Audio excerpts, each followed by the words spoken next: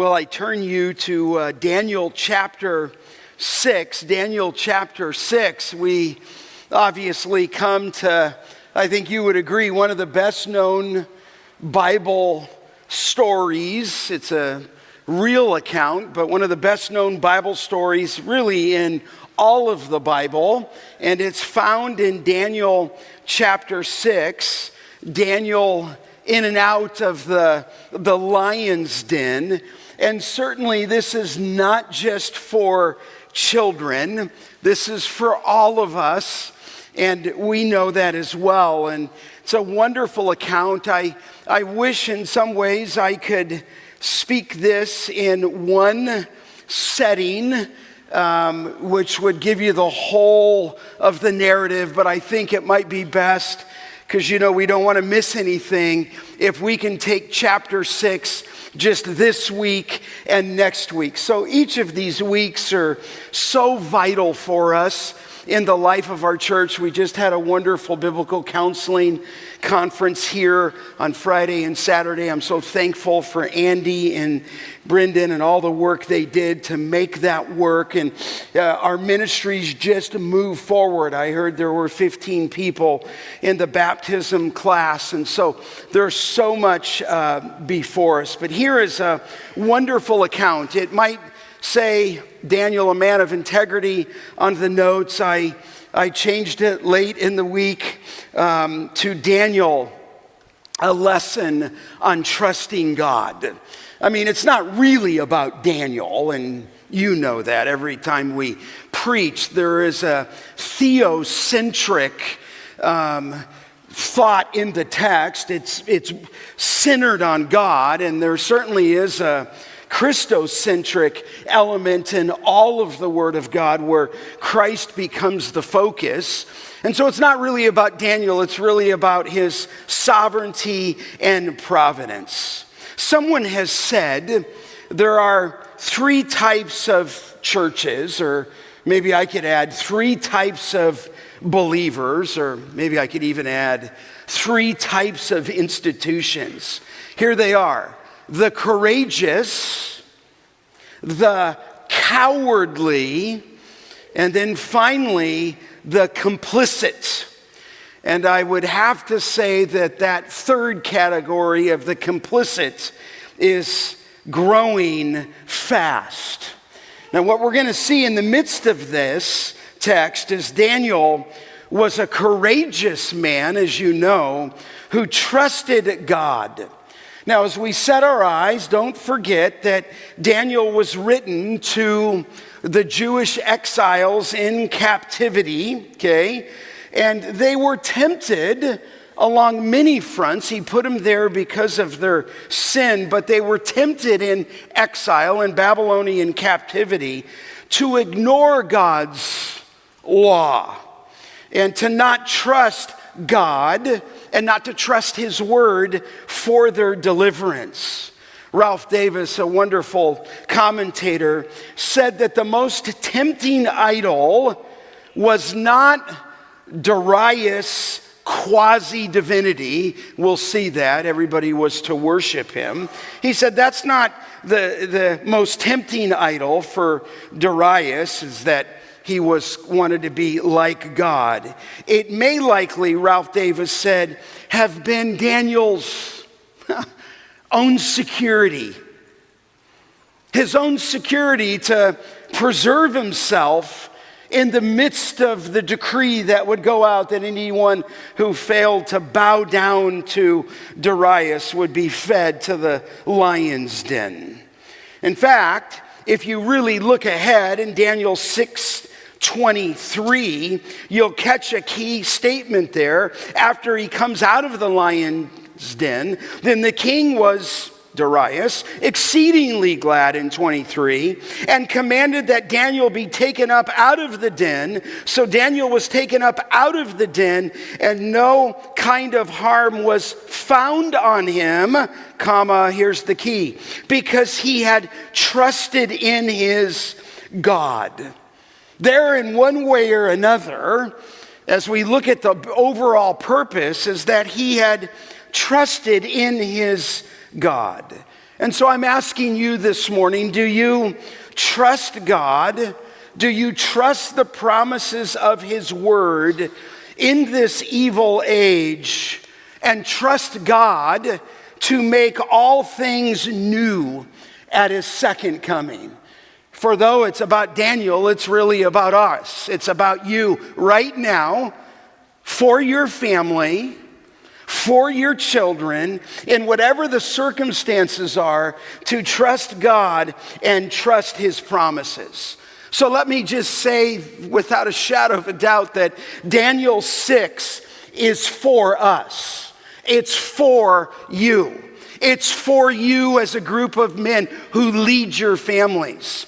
It's for you to trust in these promises. Now, we find ourselves in this 6th chapter. We've already looked at his demonstration, sovereign demonstration in chapter 1, his dominion, God's over the nations in chapter 2, his deliverance of those 3 friends from the fiery furnace. We've looked at the demise of Belshazzar. We finished with that last week with his death and the overthrow of the Babylonian Empire. And in came, according to chapter 5 in verse 30 and 31, the Medes and the Persians. And so we'll title this chapter, The Sovereign Deliverance from the Lions. He would be delivered, and I think you know that. So I don't want to lose the tension in the narrative, but he will be delivered. Now, I remind you as we come into this chapter, it is soon after the fall of Babylon. Babylon was conquered, and I went into that last week. We have not moved territories over to the Medo-Persian Empire. They conquered Babylon. Babylon stayed intact with the new government coming in. Okay, so he's in Babylon. Well, let me organize Daniel chapter 6, okay, through 7 snapshots, okay, that reveal God's deliverance of Daniel from the lion's den. Like, I don't think I need an outline, because it's a narrative, but very well you're following, you're tracking. The story was written, the account given. Let's pretend you're a photographer. There's going to be 7 snapshots that are pushing towards the deliverance of Daniel from the lion's den. And it's given for this purpose, like every text has a purpose. It provides encouragement to you to trust God in the midst of crisis. That's the focal point of the sermon. It's provided in the Word of God, looking back, 7 snapshots, but the end game is to leave you with a purpose that in the midst of the trial that you might be in right now, that you would have encouragement to trust God, his promises, in the midst of crisis. So I've chosen not to read the text to you, but to read it as a narrative as we go, okay? So let's look at the first snapshot. We'll just call it the distinguished prophet. The distinguished prophet. And it's found in verses 1 and 2. Look at it. It pleased Darius. He took over. We mentioned that pretty extensively last week, probably likely another name for King Cyrus. But it pleased Darius to set over the kingdom 120 satraps to be throughout the whole kingdom, and over them 3 high officials, to whom Daniel was one, to whom these satraps should give an account for this purpose, so that the king might suffer no loss. So Darius comes in, they conquer Babylon in one night, and as Darius the Mede takes over, he organizes his new government quickly, okay? I mean, we're moving from Nebuchadnezzar to the Medo-Persian Empire. Nebuchadnezzar was a despot. He was just full of himself in chapter 3. He built the idol out in the desert and the plains of Shinar to worship him. But this Medo-Persian government is a little different. Darius comes in and he appoints 170 satraps. The head of gold, as we note, is over. The chest and the arms of silver, according to chapter 2, the Medes and the Persians, has taken its place. They are still in Babylon, as I mentioned. And I just say this, just for your curiosity and interest. I don't think I need to say this, but I was looking at artwork. You say, why would you look at artwork? People have painted this event in portraits all over the globe. And I was looking at one by Paul Rubin, and he had the famous painter, all these lions around Daniel. But the problem was, I'm like, you got it wrong. Daniel looked like King David in his 20s. He had curly hair. Obviously, they show him as a young man, and we know that that's not the case. I've told you on a couple of fronts, Daniel is at least 85 years of age. He's no longer the teenager in chapter 1, which he was at 15. We're talking nearly 70 years down the road where it was prophesied they would go into exile. Daniel is 85. And I just want you to know that Daniel's greatest test comes not at the beginning of his life, it comes at the end of his life. So whatever you lock in, or I lock in into my mind about cruising into the future, not this guy. Daniel's going to put him into the greatest test he's ever experienced. But what is amazing, some of the most remarkable people have been old when they've been used of God. Michelangelo did his famous painting at Vatican City of the Sistine Chapel, and I think he finished it at 67, but he might have been touching it up all the way close to 90. I mean, that was the Last Judgment. We were just there a couple of weeks ago at Vatican City, and we were in that arena. And so a case of what he did, Wesley John was preaching many sermons almost daily until he was 88. Thomas Edison was still inventing in his 90s. I just say that because our culture says 55 or 65, and these guys are going. Daniel is the finest statesman maybe the world's ever known, and he's at least 85. So you get the scene. They come underneath the gates, if you will, into Babylon, take the kingdom, do the Medes and Persians, and Darius, as you heard, appoints 120 satraps. The word satraps, it's interesting because this is in Aramaic in the Bible. It means there, a satrap, a protector of the kingdom. You can see it. 120 protectors of the kingdom.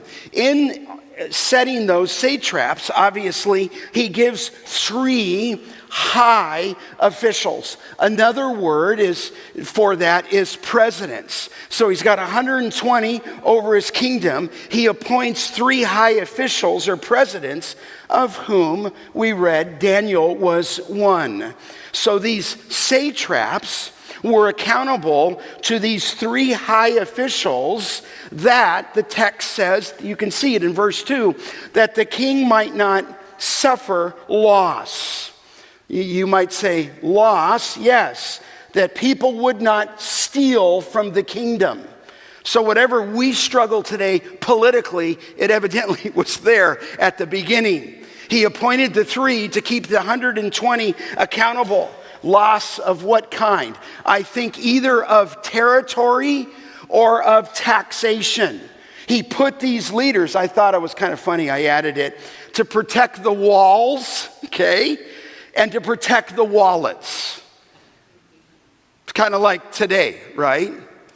That's why he put these three in charge. You say, but look what happened in the text in verse 3. Then, he always is doing this then, this Daniel became extinguished above all the other high officials and satraps. Why? Because an excellent spirit was in him, and the king, Darius, planned to set him over the whole kingdom. What a statement. The idea of the language there, he was continually distinguishing himself.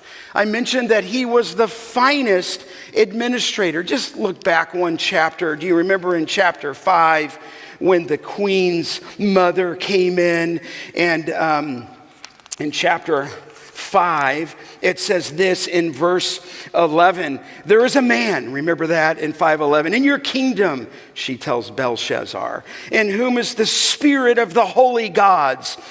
In the days of your father, light and understanding and wisdom, like the wisdom of the gods, were found in him. And King Nebuchadnezzar, your father, the king, made him chief of the magicians, enchanters, Chaldeans, and astrologers, because an excellent spirit, knowledge, and understanding to interpret dreams and explain riddles. So there was in Daniel the idea that he distinguished himself. It says in the text that there was an excellent spirit in him. What is that? Was it attitude? Was it abilities? And I would say yes. Daniel had experience. He had spiritual wisdom. Men, he was full of integrity. But really, all the credit goes to God. God gave him those gifts. But here he is. He's distinguished himself. You say, well, Scott, a new kingdom came in. Well, maybe Darius was smart.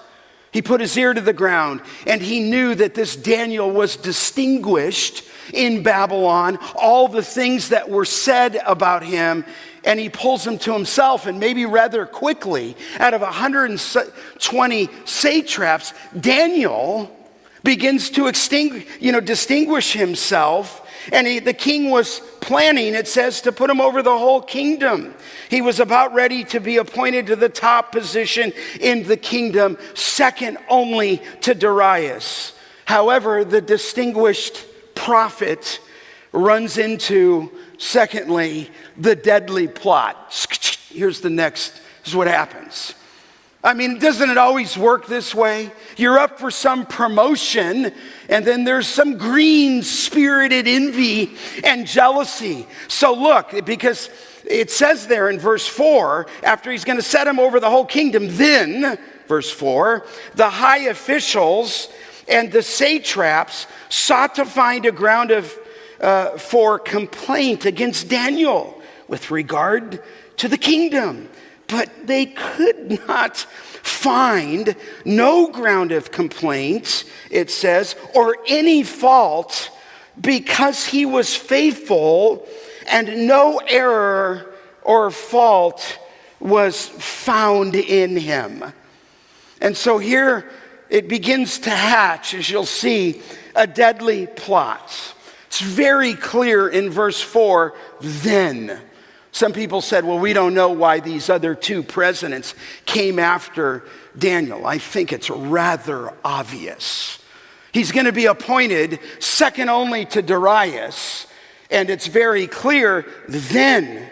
So jealousy sets in. They're envious of Daniel. I mean, with Daniel around, maybe they're thinking this: there's no foul play taking place.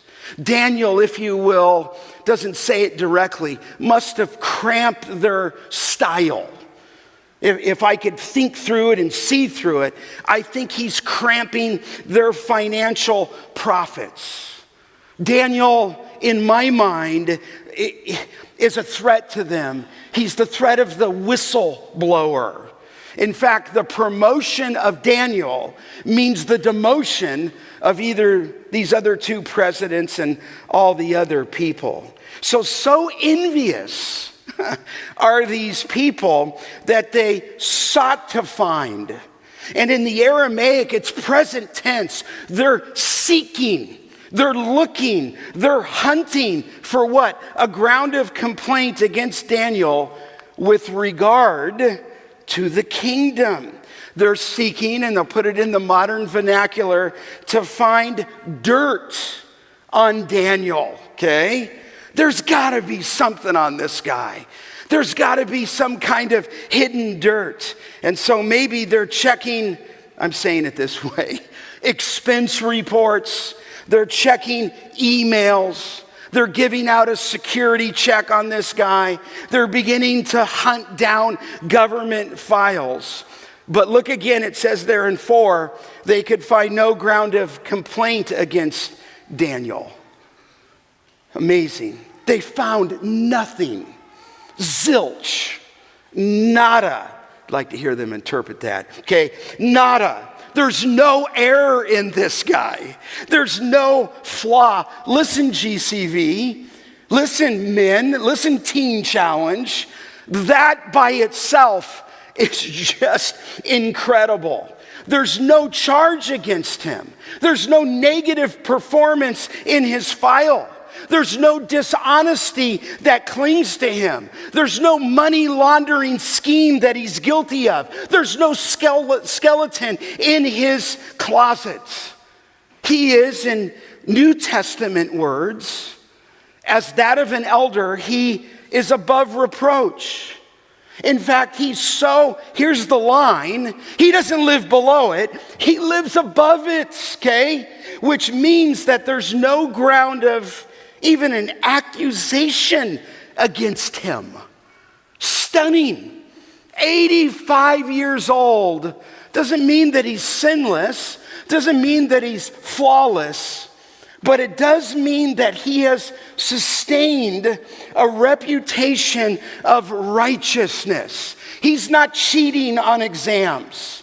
He's not telling his parents one thing and then doing something. But he's an older man here, you see. They can't find anything. I think when I was a young man in pastoral ministry, and we would talk about the quality of an elder, 1 Timothy 3, Titus chapter 1.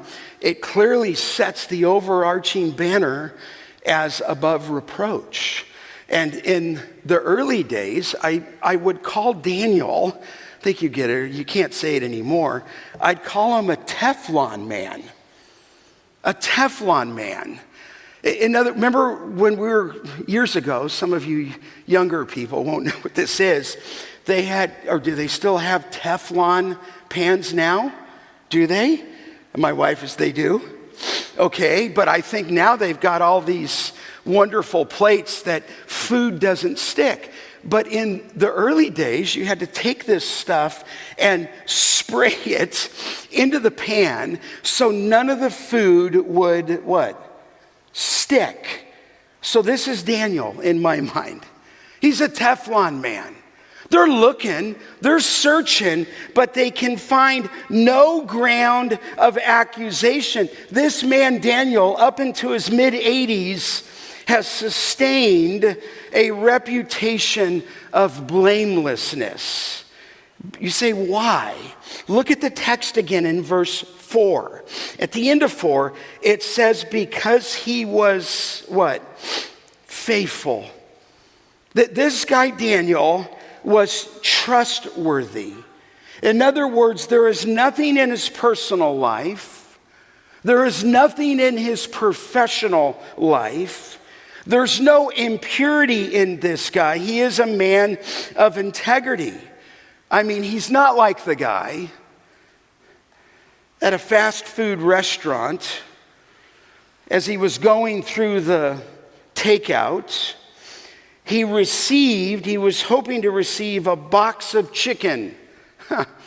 But as he drove away, he received a box of money. Don't know the whole story. He opens up, he's waiting to see the chicken. He opens up this box and it's full of cash. And so somebody made a mistake and he brings the box back. And of course the store and the owner, the general manager is just shocked, and they said, listen, we're going to call the newspaper. We're going to take a picture of you. This is incredible. And the man who was in the car said, oh, no, don't do that. And they said, well, why? Well, he said, the woman in the car is not my wife. You say, what goes into the duplicity of a man to bring the money back in good faith? But don't make this known, because that woman next to me is not my wife. Daniel, no. He's blameless. So what they did is they started to dig up his religion. He's impeccable, so we can make up a word. So he's hateable. That's the point. He's impeccable, and so whatever it is, he's now hateable. You say, well, what happened? Look down at the text in verse 5. Then these men, then again, right? We shall not find any ground for complaint against this Daniel unless we find it in connection with the law of his God. Then these high officials and satraps came by agreement. Now, when you can stop there, well, they kind of talked and they came. No, the word there is they came kind of in a throng together. They came in verse 6 to the king and said to him, I feel like Charlie Brown, like blah, blah, blah, blah, blah. O King Darius, live forever. Look at verse 7. All the high officials. Really? Daniel's not there. He's the top, maybe, but all the high officials of the kingdom, the prefects and the satraps and the counselors and the governors are agreed that the king should establish an ordinance and enforce an injunction that whoever makes petition to any god or man for 30 days, except to you, O king, shall be cast in to the lion's den. And so they're on this deadly plot before the king. They supposedly come by agreement. They all supposedly consulted together. They all agreed, and it is a gross exaggeration, as I mentioned, because Daniel wasn't there. They're lying. They're spinning right now what they want Darius to hear. What do? They feed his ego so that Daniel might be fed to the lions.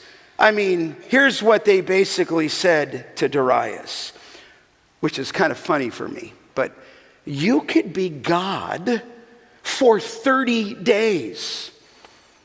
I'm kind of like, well, why not just make him God? I mean, but okay, for 30 days, Darius, we want you to be God for a month. And I frankly think, at least at this point, Darius is swept off his feet by the flattery. I think he's a king. He's the Medo-Persian king, and I think he is intoxicated by the thought that for the next 30 days, they're going to make him God. Look at verse 8. It says there, now, O king, establish the injunction and sign the document so that it cannot be changed according to the law of the Medes and the Persians. It says there clearly, which cannot be revoked. So if they can get Darius to his signature, it guarantees that the law, as we read, of the Medo-Persian Empire can't be revoked. Even the king can't revoke it. You could see a little bit of the difference between the strength of Nebuchadnezzar, who would have done whatever he wanted, and if you get his signature now from the king, then it can't be revoked. The Medo-Persian culture believed in some writings that the monarchs were infallible. And if the king tried to change what was written, it would be an admission of his infallibility, his fallibility, that would make it unthinkable. You say, well, what did he do? Well, look at the text in verse 9. Therefore, King Darius signed the documents and the injunction. And maybe he's a brand new king in Babylon. Maybe he's thinking, if I sign this, it will unify us. I'm pushing it. Maybe he's thinking, hey, we just took over Babylon. Now the Medes and the Persians, maybe he's thinking, what a great way politically to unify my kingdom in this takeover. And so what would Daniel do? Okay? What would he do? Well, I'll take you third snapshot, okay, to the dedication of his prayer.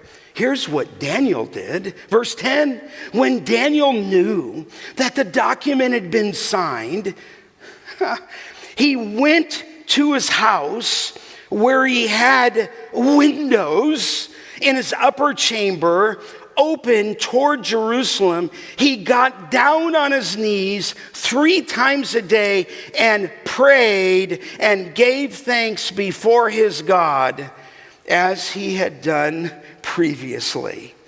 You just gotta love this guy, right?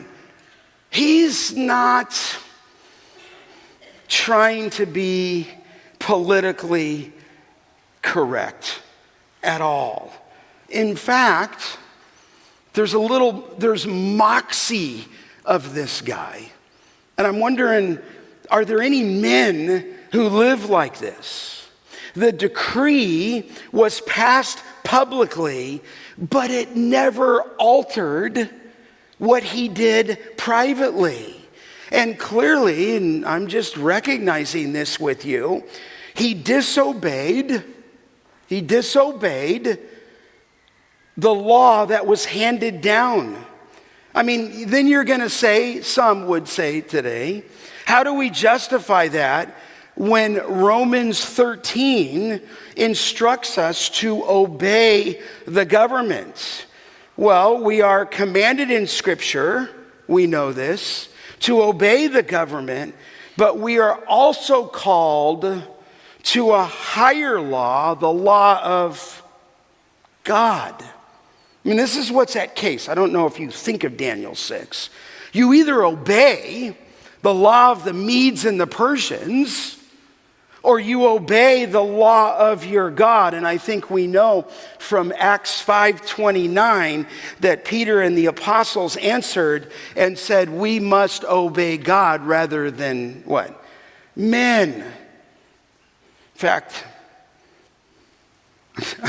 I'm smiling here. Have you ever read the account of Corrie ten Boom? I mean, it's a wonderful account, and I'm laughing because my wife has probably read it like 10 times, which means I've read it 5 times, which, whether it's in book form or in audible form, she broke, you remember, the law of Germany when she hid the Jews from the Nazi regime during World War II. But, beloved, you know that she would have broken a higher law had she not tried to prevent the murder of innocent people. You say, well, what's the account here? Here it is. He just kept doing what he always did. He prayed. Now the text says, and you can see it, he's praying towards what? Jerusalem. Okay, you say, is this superstitious? And my answer is no. It was based on Solomon's prayer at the temple dedication. This will come up on the screen in 1 Kings chapter 8, verse 27. Look at the next slide. And you can write it down, but will God indeed, after they built it, dwell on the earth? And the answer is, behold, heaven and the highest heaven cannot contain you. How much less, even though it was a wonder of the world, this temple that I have built? Yet have regard to the prayer of your servant and to his plea, O Lord my God, listening to the cry and to the prayer that your servant prays before you this day, that your eyes may be open night and day toward this house, the place which you have said, my name shall be there, that you may listen to the prayer that your servant offers toward this place, and listen to the plea of your servant and to your people Israel when they pray toward this place, and listen in heaven at your dwelling place, and when you hear, forgive. And so there is the text. God's dwelling place, certainly Solomon prayed, was not the temple. In fact, Solomon confessed, did he not, that even heaven, the heavens, aren't able to contain God, much less the temple in Jerusalem. But beloved, Jerusalem was the place where God chose to meet with men, where he chose to meet with men and bless them, okay? And so he prays. He's not praying legalistically. He's not even praying a formula here. But can I just highlight a few things? You say, well, Scott, what do you mean? Well, the point of the text is that Daniel trusted God. The point of the text is not to show you exactly what he did as though he was forming a methodology for your prayer. But it would be short in my thinking that to not say just four things about his prayer. Number one, his practice. He's kneeling 3 times a day. Now, okay, does that to be legalistic? I don't think so. Because Paul told us to pray at all times in the Spirit for all things. Ephesians, we went through that. But at least his practice was 3 times a day, which I think, if I'm looking at the Psalms, would be that he prayed in the morning. He prayed, I'm thinking, at noon, and he prayed at night. Likely he was following Psalm, maybe 55:17, where the psalmist said, evening, morning, and at noon, I utter my complaint and I moan, and he hears my voice. So they're seeking to find fault with Daniel, but I just want you to know that what held this guy is he's seeking his God. This is his praying practice. Secondly, not only his practice, but his praying. You can see it there in verse 10, that he's praying and he's giving thanks. He just heard the decree. He goes back and he continues to do what he had always done, and he's praying. And what is he doing? He's giving thanks. Verse 11, he's making petition and plea, if you will, before God. I think it reminds me of Philippians 4, do not be anxious about anything, but by prayer and supplication with what? Thanksgiving, let your request be made known to God, and the peace of God, who surpasses all understanding, will guard your hearts and minds in Christ Jesus. Listen, this is a theocentric text, but I am admitting to you, this is past. He's 85, and he is praying. That was his practice. That's his practice, to pray. Secondly, he's praying and making supplication. Thirdly, just noting, doesn't have to be an alliteration, but hopefully it'll help you memorize it. His posture. Now listen, I can take you to 100 verses that don't say there's one posture. But all I know, this guy, this man, it says here, was kneeling on his, what? Knees. Obviously, that's a posture in prayer. In the Aramaic, he's continually kneeling. Now, this is not a legalistic mandate. It is a heart of dependence upon God. When Jesus was in the garden, he what? He knelt and prayed. God could have you in a situation right now where it is overwhelming for you.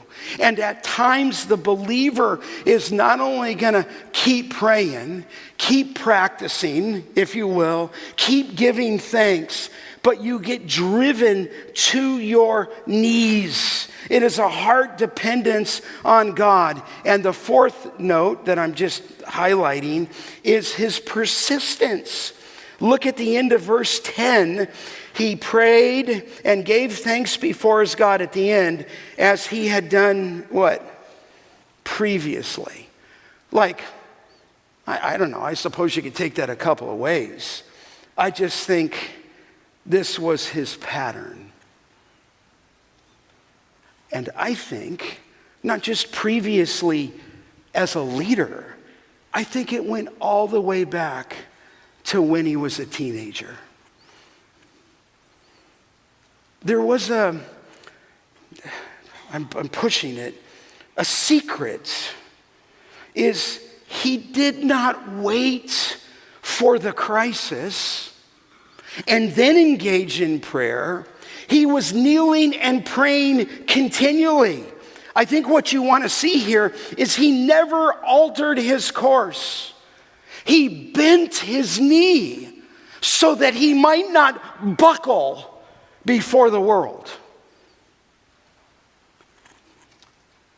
So he's in the most ungodly place in the known world at this time, I think.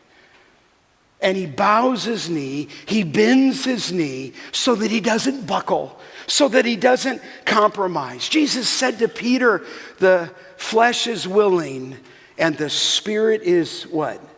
The spirit is strong, but your flesh is weak. Therefore, go back and pray. Listen, you could do this if you read it. He could have reasoned a lot of stuff here. Say, like what, Scott? He could have said with the 3 friends, but here in 6, I'm better alive than what? Dead. I mean, he could have said that. He could have said, listen, I'm in tune with Jeremiah's prophecy that at the end of our Babylonian exile, we will be ushered to go back so that the word of God is fulfilled. So he could have said, hey, we're close to 70 years. We're right at 70 years. Do I really want to get into a trial here? He could have said, I'm 85 now. Maybe I'll just pass. He could have taken, and I'm pushing the point, a month off. Okay? It's only 30 days. I'm going to go on sabbatical or whatever he's thinking. He could have just closed the windows. He could have just left town. He could have just prayed at night.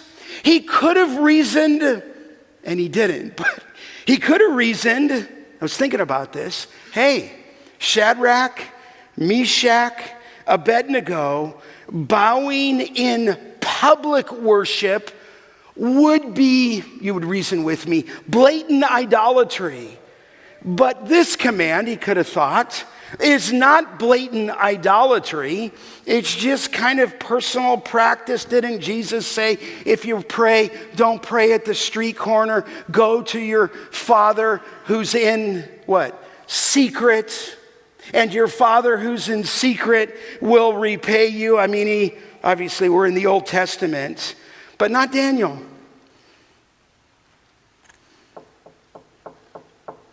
You could move somewhere, but your kids, my kids, and your grandchildren need to understand beyond where we live. And Daniel saw this as a direct attack on the law of his God. And beloved, he had to choose between loyalty to the government or loyalty to the Lord. That's what he had to choose before. In chapter 3, interesting, they are not to worship idols. But in Daniel chapter 6, his stance here was privately, not to neglect the worship of God. Chapter 3 was a reminder to not avoid or to avoid idolatry. But in chapter 6, it is a reminder to not compromise by failing to worship God. Just think about COVID. Looking back, while they're telling us not to meet, even though people are wreaking havoc on streets with fires and bombs, and while the bars are open, we can't worship. And I'm so thankful that our elder team opened up. Listen, let me put it this way. Failing to worship God is as much a denial of faith as bowing down to a pagan idol. And when they pull that from Daniel, the word was so strong in his life. He just throws the windows open. You say, well, how does he have windows?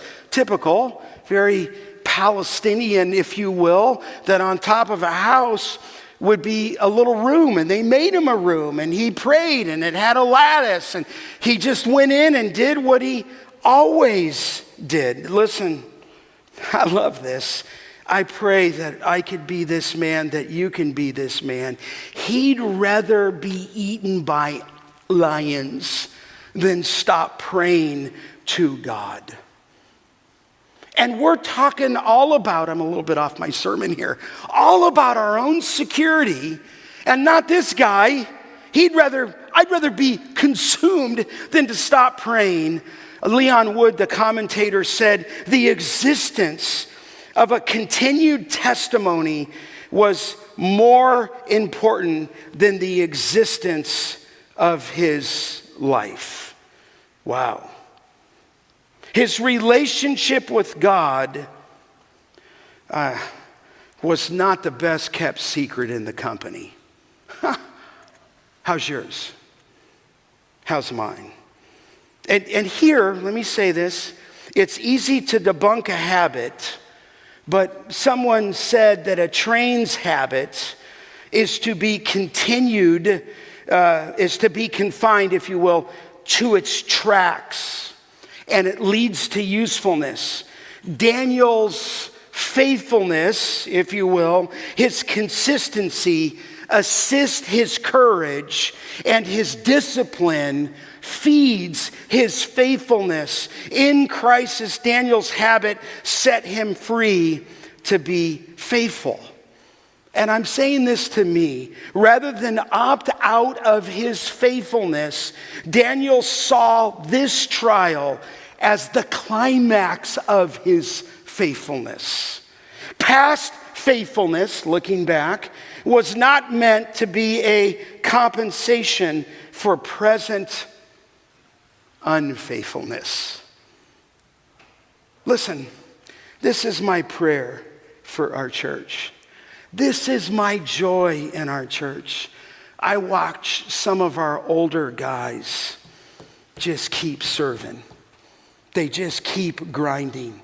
They keep praying, and they keep assisting. I pray that the next generation and the third generation and the fourth generation doesn't lose that.